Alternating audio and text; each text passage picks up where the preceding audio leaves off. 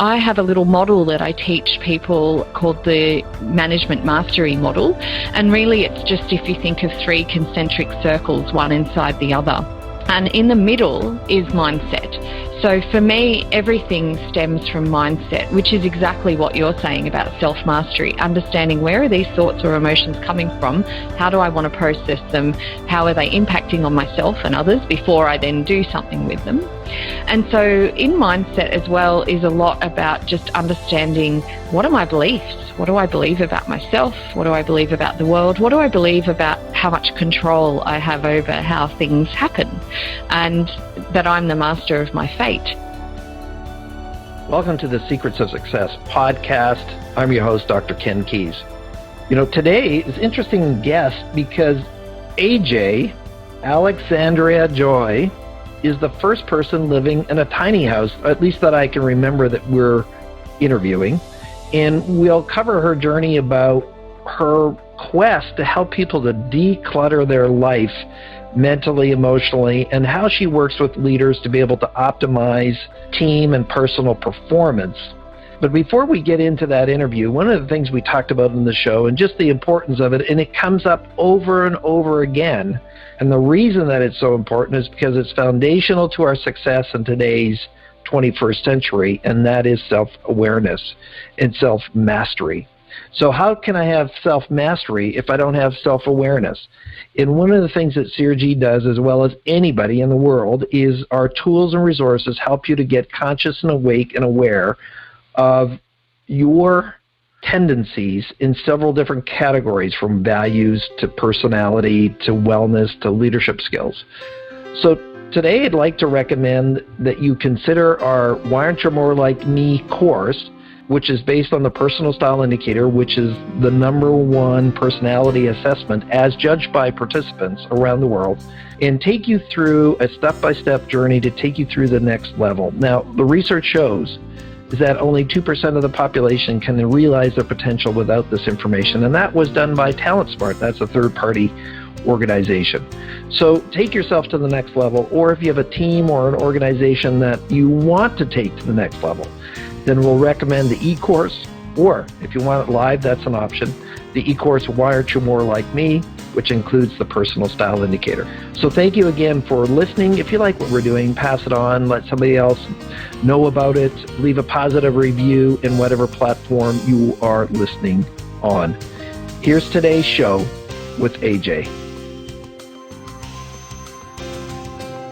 Welcome to the Secrets of Success podcast. I'm your host, Dr. Ken Keis. Well, I am so privileged to have our guest today because I was actually just on her show not that long ago. Now, you could be listening to this show in 2040, so it wasn't just long ago. It was quite a while ago. But she just rocks it. She's amazing. And you know what? Because of technology, I'm in Vancouver and she is just north of Sydney, Australia. Welcome, Alexandria Joy. AJ? Hello. Welcome to the AJ. show. Yeah. Hello, Ken. How are you? Great to hear your voice again across the waves.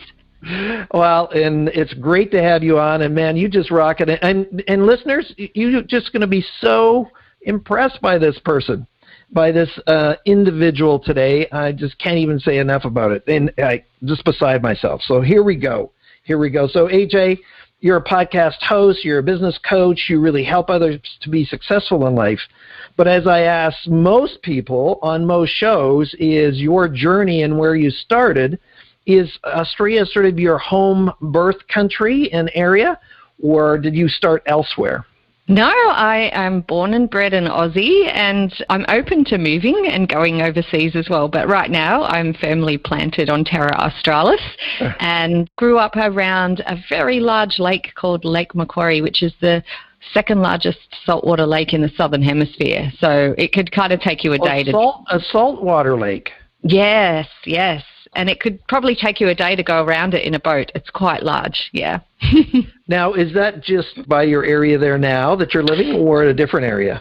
Similar, just on the other side of the coast. So now I live more towards a city of Newcastle, and I live right near the beach. So I'm on the actual east coast now. So yeah, within half an hour's drive of each other. So I've kind of returned to my land at the moment, and I travel a lot. So right now I'm just planted here because I'm being near my parents who have been going through some health challenges. Yeah. Well, we get that. We understand sort of the dynamics as we've gone through that at home as well, so all the best on that. Now, I know that we're going to talk about your history and growing up here in a moment, but one of the things that you have on your bio is that you're a minimalist, and I heard a rumor that you moved into a tiny home or something like that. Oh, the rumor precedes me, yes. So in about 2016, like many of us do, around that midlife, although I try not to think I'm getting near there, spot in life, I kind of realised that I was overwhelmed and a bit messy and cluttered in my life, in my head, emotionally as well as physically, with all my stuff. And so I spent the next 2 years minimalising and downsizing all of my belongings, and I literally let go of about 75% of my possessions. I still do own property, but I rent it out to people. And so during that time, I had a local builder work with me on building my own designed tiny house on wheels. And I know they're quite popular and well known in America, but here in Australia, mine was kind of one of the first 10 or so that was built because they were quite new here. They're much more common now. So yes, I downsized my whole life and all my possessions. The shoes and the books were the hardest. I went down to 16 pairs of shoes, which fit underneath the kickboards in the kitchen area, and I had a lot more before that. But books I found really challenging. I still have an office which I use as storage, and I still have many boxes of books there because they just have history and knowledge and information. So I'm yet to part with them, but I know I'll feel lighter and freer when I eventually do. Well, it's fair to separate business from personal, though it's integrated. We know that. Absolutely. And so you're allowed to have that office storage area with those books in that. And being an author, it's good that we still have that. So when you think about the transition or the change, what was really driving you to create a tiny house? I mean, you can reorganize your life without going to that trait or down that pathway. And by the way, I watched these shows on tiny homes, and I said, hey, that's pretty cool. I'm not sure if I could do it, but what was really driving the decision to go that far? I think a whole range of life things that happened to so many of us. I'd been a corporate refugee. I'd been in a relationship that I found quite stifling as well. And so I really wanted to move away and change everything for myself, really shift my mindset. And I found that the more I became lighter and freer as I let go of possessions, the more alive I felt and the more optimistic and the more I wanted to explore. And I always say I'm a biophiliac. I have a really deep love of nature. Okay, biophiliac. Yeah. I can't say I've heard that term before. I'm sorry. Oh, okay. Okay, so what does it mean? Yeah, so a biophiliac is someone who does have that deep love for nature and feels very connected to the earth and to, animals and feathered friends and the trees and those sorts of things. So I have a real sense of, I feel at my best and most calm, as most people do when I'm in the bush or on a mountaintop or swimming And so I just wanted to kind of return to it. I felt very much like I was living in suburbs and city and, tar all around me, buildings all around me. And I just yearned for connecting more with the land and being, having my day, I guess, more connected to Earth and the planet and the seasons and all of those sorts of things. And I'm also really quite fiercely independent and I love freedom. And so... really? That surprises me. That's a shocker.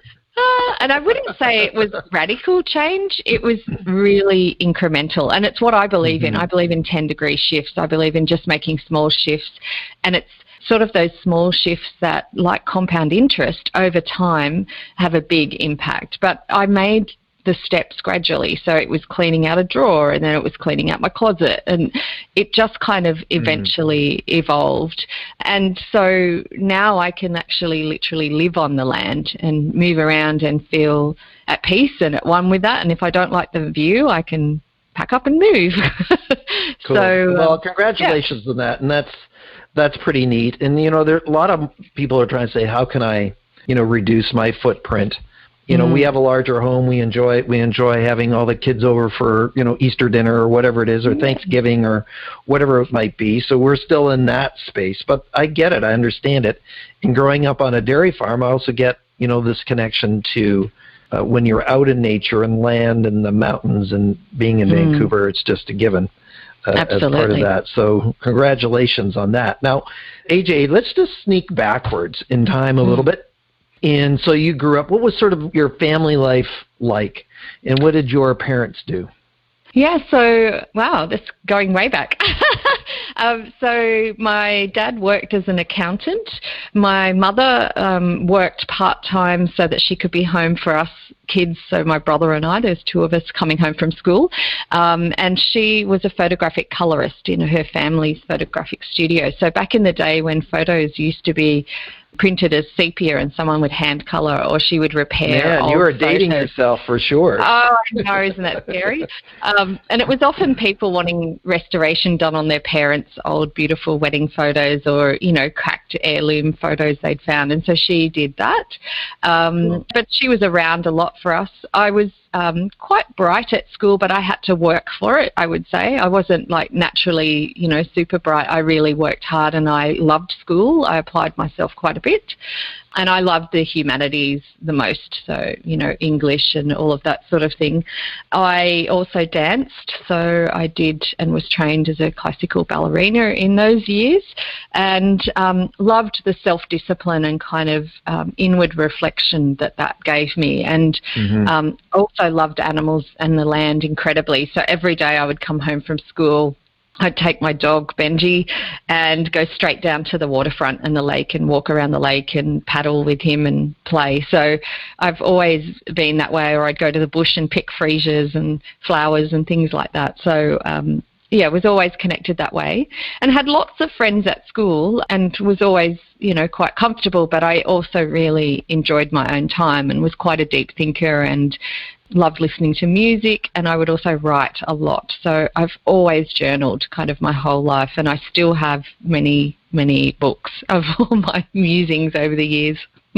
Well, there's a lot of research that shows that journaling is a very therapeutic but very positive experience for people that do it, especially if you do it on a regular basis and it becomes part of this new lifestyle or habit, if you want to call it that. So that's a good insight for the listeners. Not all of, I've done it at different times, but not consistently. Yeah. I found it so always helps me make sense of the world, kind of, and what's going on. And through the writing, there's a physicality that happens between your thoughts and the pen in your hand, or even if you're typing it, it works well to just process your ideas and your thoughts. So that's a good strategy for people to consider. And it's been one of my biggest challenges now, moving minimalist and in a tiny house where I'm weight restricted because I tow her, and so I can only have about 400 kilos of things that I bring into the house, being clothes and food and books and things. So I've had to be really minimalist in books and paper and things. So I have recently this year bought an iPad with the Apple Pen, not to promote them, but it's been a God saver because instead of having thousands of journals, I write and save everything digitally. So my journaling is now done digitally, but I'm still physically writing with my own handwriting. So I still get that sense of the hand and brain connection. You have to love technology and what it's done for us. I joke because this is my 30th year. I got into the business before email. And by the way, listeners, do you even believe that was possible, that life was possible? Yes. And I had to travel across Canada on an airplane every week, 5 hours each way to fly to work with a client because there was no such thing as being able to have files in the cloud or send your proposal or your work by email. You had to be there. So, exactly. Anyways, crazy times. And here we are with you in Australia. I'm here in Vancouver. We're having this conversation like we're across the table from one another, and that's pretty cool. I think that's just I just want to encourage people that we don't take this for granted. This is pretty amazing stuff that we have done with it. Now, technology has its other issues in terms of addictions and that, but we don't get into that in this show for this moment. Now, AJ, after schooling, did you go to college or university? Yeah, so I went to university. I studied public relations and professional communication and sound and radio. And so I got my undergraduate degree in professional communication, and then I went on and did a graduate diploma and a master's of business communication. So always in some kind of space of communicating with others.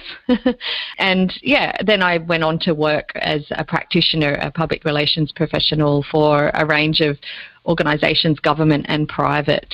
Spent a lot of time in health and education and also workplace safety. Okay. Now, you mentioned something about being a corporate transient. I forget the word you used. What was the verb you used? A corporate refugee. Refugee. What did you mean by that? That I escaped and essentially was trapped, I felt, when I was there. As much as I really loved my work and I loved my teams, and what I looked at after a while was it was actually building other people and empowering and supporting people to grow as well as myself that really rocked me more than the actual practice of being a practitioner and working, doing media and doing stories and working with volunteers and those sorts of things. And I was really, my freedom part was feeling quite constrained. And particularly in the last corporate role I had, I was a director at a large government safety regulator. And so being a regulator, they loved to regulate. And I think in my first few weeks there, I organised a barbecue for everyone to get together, and I got a couple of emails from inspectors saying, had I done a risk assessment of the gas bottle, had I risk assessed how many people would be on the veranda and if that was safe, and I was like, oh my God, this is just a barbecue. So I felt very constrained there, and it was very much a role involved with ministers and people, and they all had very strict rules. They were obviously the part of the fun party, weren't they? Yeah. Oh man, they're just the cluster there for sure.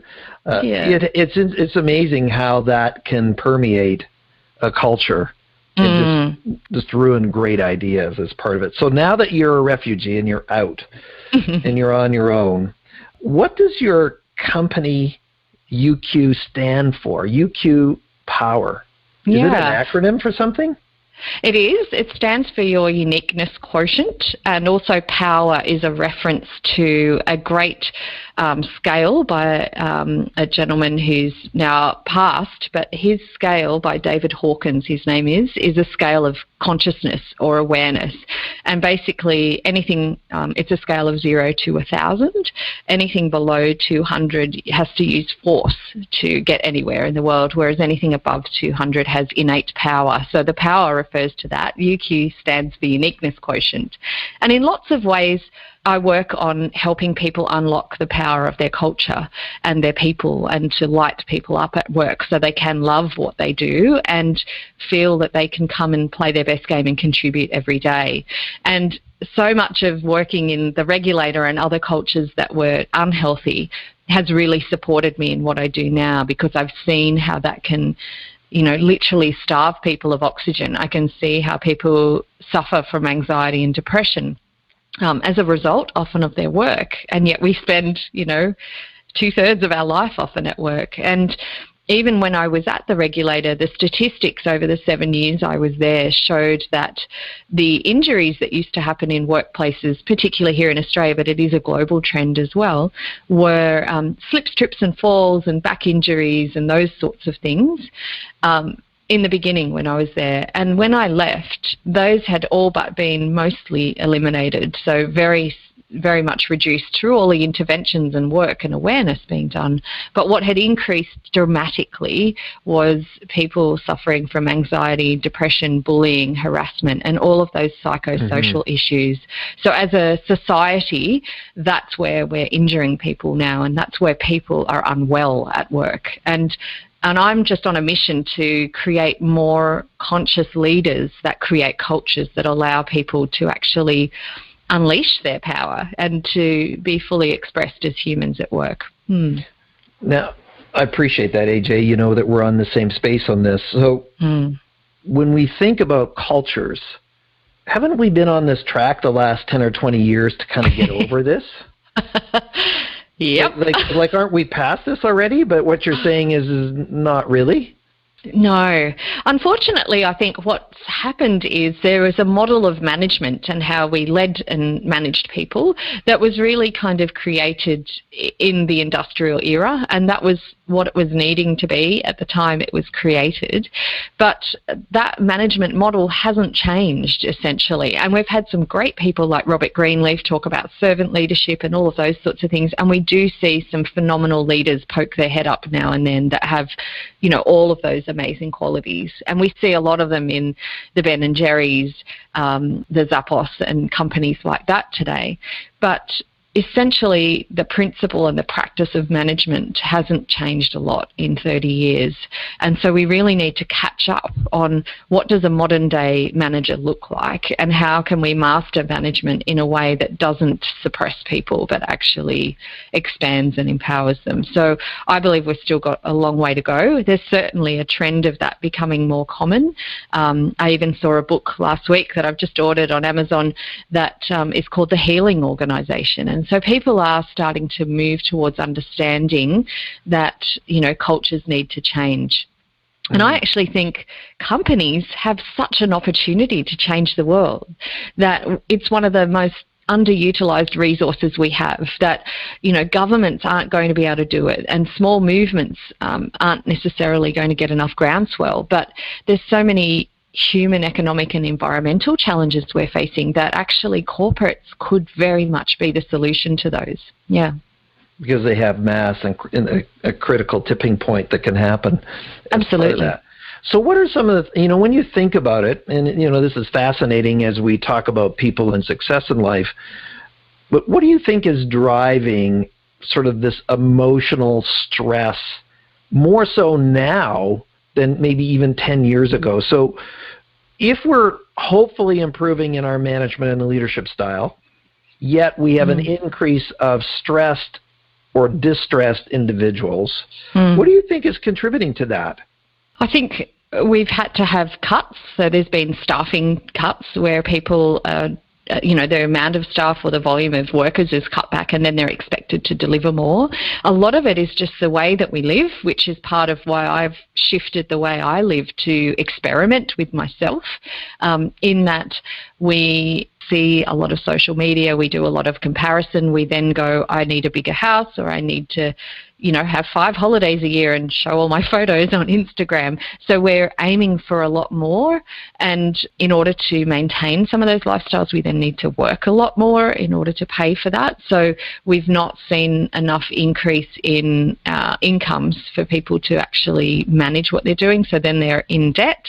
So there's this whole cyclical thing, I think, and it's just that capitalism approach of more, and that often we think that a company is not doing well unless it's getting bigger and that growth is the only goal. Well, what if your company didn't grow but your people became happier and you became more productive, and that you could deliver high performance with what you have without needing to grow necessarily, you know, in that way. So I just think a lot of paradigms and mindsets that need to shift and to be challenged right now, and there's a whole heap of things that are contributing to that. Well, I might have What do you think? Well, I was just going to share my MBA study, which one of the things that happens, one of the things we teach is that society thinks that ambition is equal to being upwardly mobile. And what my study showed is that as people were promoted, their job satisfaction decreased, not increased, decreased. And we didn't have further questions because we hadn't really anticipated this result. And we believe one of the contributing factors, of course, is that I get this extra responsibility, these extra demands, and I'm now being promoted out of my passions. I'm being promoted out of what I really want to do. I'm being promoted with this extra stress, if you want to call it that, as you talked about. But it was expected culturally. I mean, that's what you would do.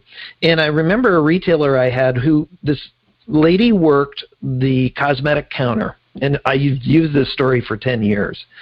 And they constantly wanted to promote her to be supervisor. And I said, no, she's the number one sales rep in the entire company of 6,000 people. Wow. And she loves what she does. And will you stop trying to promote her because she doesn't want to do it? And for years, they were trying to promote her because she did such a good job at the counter. There'd be 2 or 3 people in the department, and her clients, mostly women, would wait for her. And they wouldn't go to the other individuals because she was just that good. And so I think that's part of what happens. Even the supervisor didn't see, or the manager didn't see, that promoting her would be a disaster. They just thought that's what you should be doing. And so there is this. So the other side versus her just being completely happy and engaged in what she was doing. And this happens constantly, right? So I think that's what you're talking about too. Also, this whole thing that you mentioned around this whole social media. I wasn't even on LinkedIn until 10 years ago. So there's just the amount of ramped up kind of connections and what that does for our dopamine. And as a health expert with you as well, when you think about it, this whole addictive nature to social media, then it creates the stress as well. Exactly, and I think so many people see, because companies only promote people into those kind of middle management and then executive positions, and often they've been a technical expert and they've absolutely loved their work and been really good as a technician, and then they get thrown into middle management. And I even see it in nurses and doctors as well, and they then become administrators and they miss the patient contact and, you know, what they loved about their role. And then they go, 80% of my time is now managing these children in adult bodies. So managing all of the intricacies of stuff. Daycare. Yeah, exactly, adult daycare. And they're like, and all the love's gone out of it. And now I sit behind a computer all day and just do reporting and filing and, you know, rosters and things like that. So I agree. I think we should be also promoting people or giving a pay rise perhaps to someone like that woman who's just really good at what they do and love that, and let them stay in their lane. Stop trying to turn them into something else. Or if we're going to make them middle managers, we need to support them in doing that. And we just don't give people support. And we're starting to more and more teach at schools things like meditation and ways to actually manage stress and anxiety. But as a society in the past, we weren't very good at that. And so we were just adding things to our plate without giving people coping mechanisms. Well, we won't get into digressive depression and all that kind of stuff. Yeah. But the reality is, in North America, I can't speak for Australia, is that there've never been higher levels of suicide or depression, especially in people under 30. And, you know, a lot of that is the social media, but also lifestyle and just what we eat. And now there's a linkage, you know, at the peril of being sued, is how antidepressants actually contribute to suicidal thoughts, right? So, and being a person who had been on them in the past, I can speak to that from a personal experience. So with that, AJ, hey, we're going to get re-energized here, so let's not go down Yeah, we're not trying to depress you all. No, not at all. I think it's just part of being conscious and awake, because one of the things that's big out there that is continued is around mindfulness, right? Which is, you talked about meditation or prayerfulness, depending on what your faith-based, or if you have something like that as well, is how can I be conscious and awake about what's going on emotionally and with me? And that's actually one of the skill sets that we teach leaders here, is around self-management and self-mastery. Well, I need to know how I'm thinking and feeling at this moment and where that came from before I can actually do anything about it. So when you're starting to work, AJ, with your clients, what are some of the discoveries that you're making? So let's make this extremely valuable for the Secrets of Success listeners. What are the things you're discovering, and what are you coaching them towards to do so they can embrace this sort of new level of consciousness or capabilities, abilities, or success or effectiveness, whatever verb you want to use. Sure. What are you finding and what are you teaching them to do? So I guess what I'm finding is a lot of people who feel a bit lost, who are like, I understand I should be doing things, but I don't know how to, or I've never been taught that. And I have a little model that I teach people called the management mastery model. And really it's just if you think of three concentric circles, one inside the other. And in the middle is mindset. So for me, everything stems from mindset, which is exactly what you're saying about self-mastery, understanding where are these thoughts or emotions coming from, how do I want to process them, how are they impacting on myself and others before I then do something with them. And so in mindset as well is a lot about just understanding what are my beliefs? What do I believe about myself? What do I believe about the world? What do I believe about how much control I have over how things happen? And, you know, that I'm the master of my fate. So I work a lot with people on their mindset first. And then the second circle out is minimalism. And of course, because I'm such a fan of it, but minimalism in the way of where could I make some small shifts in myself and my own daily practices or in the organisation and its culture to actually start moving the needle. And so minimalism in the sense of where is my mind cluttered? Where am I doing things that are redundant? What are some of the policies and procedures maybe that we have that are just stifling people and their creativity and not actually adding to the organisation's productivity? And, I mean, like no barbecues, right? Yeah, that's it. No fun. Yeah. Well, and often taking away things that reduce and hamper that. So I know a few companies who have actually removed things like their uniform policy. And they said ever since we removed it, no one's shown up naked. You know, that's one of Netflix's famous things. They took away their uniform policy and they're like, yep, everyone comes to work in clothes. We're good. But they also removed some of their travel policy. So they had very strict rules and regulations around when people travel, what they can claim and all those sorts of things. And it was quite confusing for people and a bit of a barrier.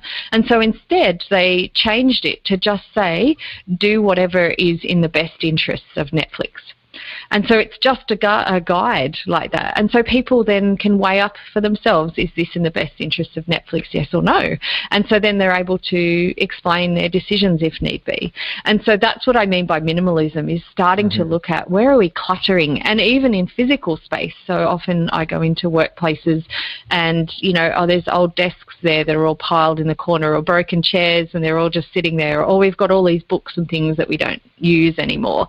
And there's a lot of that clutter that actually physically weighs people down as well. So that's kind of the second thing I look at with people. And then we look at... I just want to please hijack that word clutter, is that people underestimate the emotional drain of that just kind of hanging out in the peripheral. Yes, those desks are there. You don't do anything with them. They're in the corner. But they just weigh on your spirit as you come in because it's not a fresh, clean space. So don't underestimate just sort of, I call it unattended clutter around your area. I mean, we've seen these hoarding shows. It's just what it does to people. I mean, they are psychologically damaged now as part of that clutter has completely consumed them. So my encouragement is, as you have said, what is it you can let go? And we just moved our offices and got a new office, and I threw away the cassette tapes. Yes. You know, I used to do some speaking with Mark Victor Hansen, you know, in the day, and I had all of his sets and other ones that I had from other public speakers and stuff in the day. I said, I don't even have a cassette player. We're like, why do I still have these things? So something like that. Yes. And I know I see lots of like old computers, and often it's in the photocopier room or they've got a storeroom and they don't have enough space for things, and yet they're still hanging on to things. So you're right, that can physically drain you just seeing that stuff or stepping over it every day. But also we're doing the same thing in our mind. We're cluttering often and social media, that's where it can contribute. We're so unused to sitting with our own quiet and not having our mind filled. That there was a research study done recently where people had to sit for silence, or they got a choice to sit for silence with their own thoughts in a room with no stimulation for 10 minutes or receive a small electric shock. And something like 40% of the men and women chose the electric shock because they were so worried about sitting in silence for 10 minutes with no device or phone or anything. And I think that's an issue. Oh, really? I don't know. Let me think. Oh, yes, it is. Of course it is. Hey, listen, we're all guilty of it. The other day I misplaced my phone. I said, boy, Ken, pay attention to how much you're freaking out over, your phone somewhere. But the fact that I couldn't find it for a bit I said, whoa. Could you go without your phone? Sorry, I have to tell this story, and I'm stealing your time, AJ. No, but there was this. They were on the streets of New York, and they asked these 20-some-year-old guys, "Do you go without sex, or do you go without your phone for a day?" Oh, without sex for sure. I definitely need my phone. So that's kind of where, and I'm not trying to be rude on this show. Everybody knows we have a clean show, but it just goes and speaks to people's mindsets about where they're at. So Absolutely. Number 3, sorry. So the third circle then is mastery. And so that's starting to look at, so as I'm adding or subtracting things, what can I actually do to polish, myself, to sharpen the saw? What are some of the things in mastery that are going to take me to the next level? And that's dependent on the person and the field they're in and what it is they want to achieve, what are their goals in the world. And so for everyone, that's different, but really looking at mastery. So a lot of people and organizations I find book themselves into training or go, right, I just need to go to a course or I need to do something without having done that inner work first. So for me, mastery comes third, after I've understood myself and my own beliefs, and then after I've stripped away all the things that don't serve me and that I don't need. Then we have this beautiful clean slate and we have alignment where we can actually choose to do the things that are going to make the biggest impact. And I know you in your organization have lots of great tools that people can use to actually define their values and find out more about themselves and leadership. And so I would say all of that's really useful for that first circle of mindset. And so that stuff's really useful to get a handle on who am I and what am I doing.